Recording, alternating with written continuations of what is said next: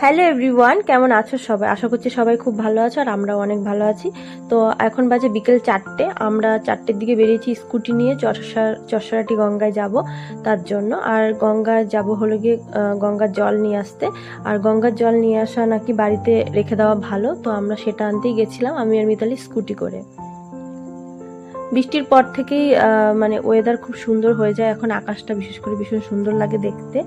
তো গঙ্গার ঘাটে গিয়ে দেখি এখানে আকাশটা ভীষণ সুন্দর লাগছে দেখতে।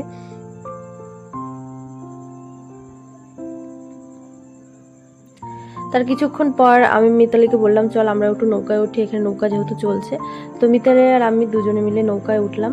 আমার যত ভিডিও যত ছবি তোমরা দেখতে পাও সবকিছু আমাকে মিতালি করে দেয়, খুব হেল্প করে আমাকেও সবসময়।